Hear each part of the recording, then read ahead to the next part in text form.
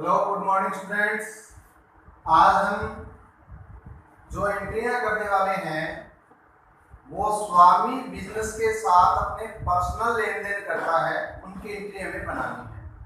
जैसे स्वामी अपने प्रयोग के लिए व्यापार से माल निकालता है, रुपए निकालता है, स्वामी की पूंजी पर ब्याज लगता है, आहरण पर ब्याज है, इस प्रकार की सारी एंट्रियां हम करने वाले हैं।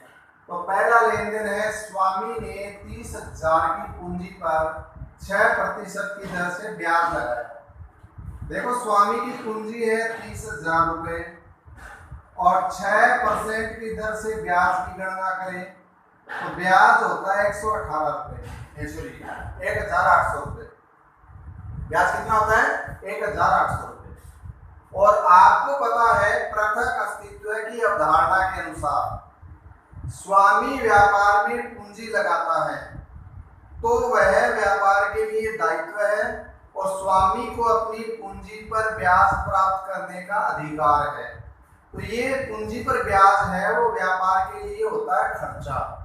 और जब जर्नल एंट्री करते हैं तो नॉमिनल अकाउंट का रूल है debit all the expenditure and credit all the income. तो पूंजी का ब्याज व्यापार के लिए खर्चा, और खर्चा कहाँ लिखा जाता है? डेबिट में। तो आप एंट्री करोगे interest on capital account debit, कितने रुपए? 1,800 रुपए। ठीक है। अब पूंजी पर ब्याज लगाया।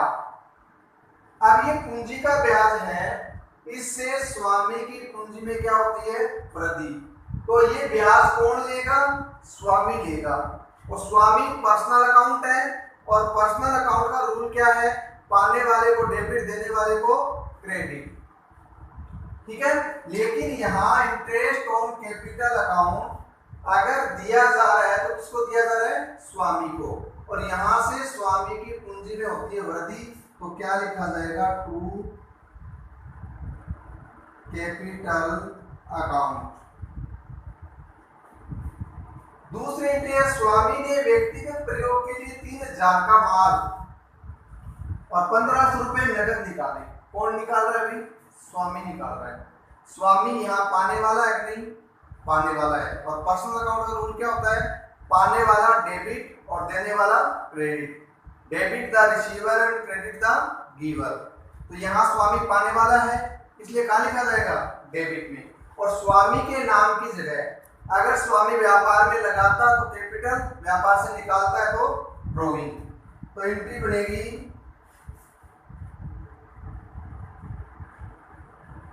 Drawing account debit. अमाउंट है वो लिखेंगे बाद में। क्या निकाल रहा है वो? 3,000 का माल, और माल रियल अकाउंट है। और रियल अकाउंट का रूल होता है debit what comes in and credit what goes out. तो यहां से माल निकल कर जा रहा है स्वामी के पास, तो क्या लिखा जाएगा? माल। और माल कौन सा माल? जो खरीदा गया था वो माल जा रहा है। खरीदे माल के लिए क्या यूज किया था? परचेज। यहां आएगा टू परचेज अकाउंट। कितने रुपए का माल जा रहा है? 3,000 का। और 1,500 रुपए नगद।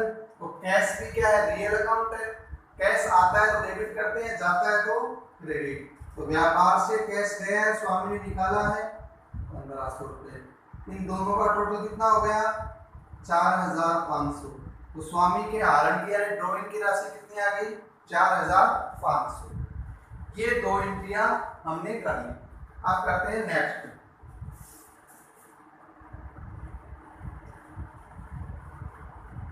नेक्स्ट एंट्री देखिए, स्वामी ने 500 रुपए के डाक टिकट व्यक्तिगत पत्रों के लिए प्रयोग किए। सुनिए, स्वामी है वो व्यापार के लिए डाक टिकट खरीदता है और डाक टिकट खरीदना व्यापार के लिए खर्चा है। तो स्वामी डाक टिकट की एंट्री करता है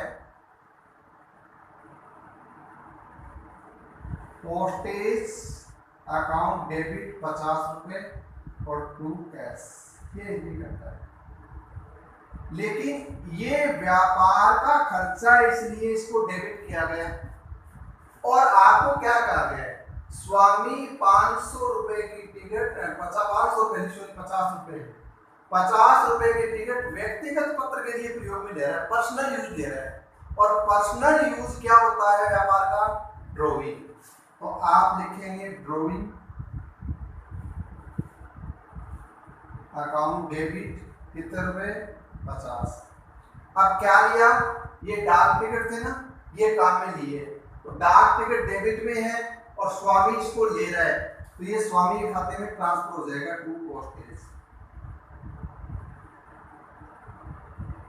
अकाउंट 50 हो गया। चौथा है हरियाणा वित्त निगम से 15% की दर से 10,000 रुपया लोन लिया, लोन ले रहे हो, तो लोन ले रहे हो, राशि किससे आ रही है, चेक से। राशि नगद आती है तो कैश अकाउंट दिया, और चेक से आती है तो क्या करते हो, बैंक अकाउंट दिया। तो आप लिखेंगे बैंक अकाउंट डेबिट 10,000, ठीक है। अच्छा, किससे ले रहे हैं, हरियाणा वित्त निगम। हरियाणा वित्त निगम एक संस्था है और संस्था होती है पर्सनल अकाउंट, और पर्सनल अकाउंट का रूल है debit the receiver and credit the giver. तो ये हरियाणा वित्त निगम दे रही है ना, Haryana corporation finance corporation account कितने रुपए, 10,000। आया समझ में, ये एंट्री हो गई, ठीक है। आप चेक द्वारा हरियाणा वित्त निगम को 1500 रुपए का ब्याज भुगतान किया, ब्याज चुकाते हैं, ब्याज व्यापार का क्या हो गया, खर्चा। तो खर्चे को क्या लिखेंगे, इंटरेस्ट। किसका इंटरेस्ट है, on HCF loan, HFC loan account. चुकाया है तो ब्याज चुकाया तो नगद चेक से दिया है ना, तो चेक की जगह क्या लिखेंगे आप, बैंक अकाउंट 1500 रुपए। आया समझ में। आप जीवन बीमा प्रीमियम के चुकाए 1,000, ध्यान रखना लाइफ इंश्योरेंस है वो एक पर्सन की होती है, व्यक्ति की होती है, फर्म कंपनी की लाइफ इंश्योरेंस नहीं होती, क्योंकि आदमी मरता है, फर्म कभी मरती नहीं है। तो ध्यान रखना, ये जीवन होता है मनुष्य का, इसका मतलब जीवन बीमा है ना, वो किसका कराया हुआ है, स्वामी का कराया हुआ है, और स्वामी का खर्चा है ये। लेकिन स्वामी का खर्चा व्यापार से अगर भुगतान किया जाता है तो स्वामी का क्या हो गया, वो आहरण हो गया। क्या हुआ, तो लाइफ पॉलिसी है ना, वो किसकी है, स्वामी की है। तो यहाँ आप इसको व्यापार का खर्चा नहीं मानेंगी, और स्वामी के खर्चे को क्या लिखते हैं, ड्रॉविंग। ड्रॉविंग अकाउंट डेबिट कितने रुपए, 1,000 रुपए, to bank account cash account show.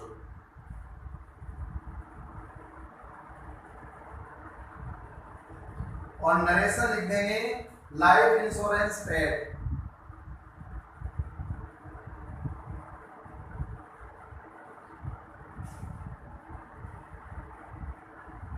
Life insurance paid हुआ, चलिए ठीक है। अब आयकर की चुकाई, इनकम टैक्स है ना, ध्यान रखना ये पर्सनल टैक्स होता है। इनकम टैक्स हमेशा एक आदमी पर लगता है, पर्सन पर लगता है, ठीक है। तो ये इनकम टैक्स है वो कभी व्यापार का नहीं होता, व्यापार चुकाता है कॉर्पोरेट टैक्स। क्या चुकाता है, कॉर्पोरेट टैक्स, इनकम टैक्स नहीं। तो आपको ये टैक्स चुकाना है, तो आय है किसकी, व्यापारी स्वामी की, और स्वामी के लिए टैक्स चुकाना क्या लिखोगे, ड्रॉइंग।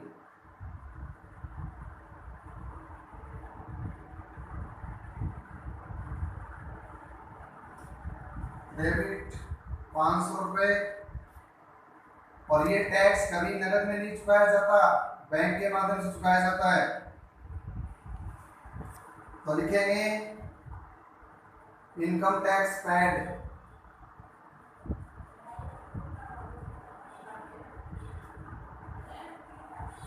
ठीक है। आहरण पर ब्याज लगाए, आहरण किसने किया था? स्वामी ने। अब स्वामी ने आहरण किया तो ब्याज व्यापार के लिए क्या हो जाएगी? इनकम, और इनकम कहाँ लिखी जाती है? क्रेडिट में, ठीक है। और ब्याज लगाया है, आहरण पर ब्याज मिला नहीं है, तो व्यापार के लिए क्या हो गया? ये इनकम हो गया। तो ये ब्याज कैसे लगेगा?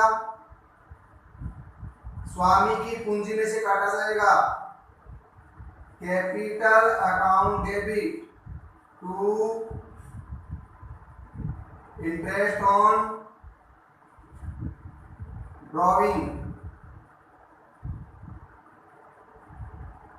कितने रुपए का है? 300 रुपए का। निजी प्रयोग के लिए 2000 का माल निकाला,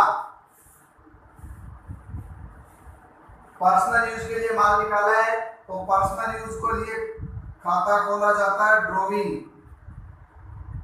अकाउंट डेबिट 2000 रुपए। अब क्या निकाला है? कैश होता है तो टू कैश, माल है तो क्या लिखेंगे? To purchase account.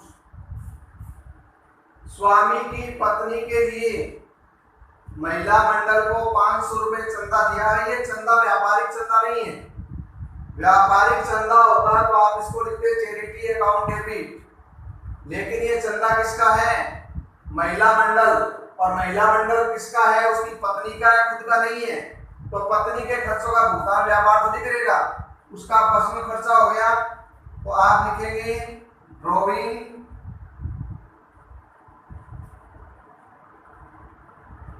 Account debit to cash, narration लिखेंगे चैरिटी फॉर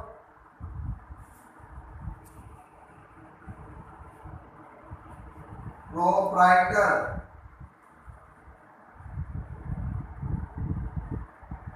वाइफ एड।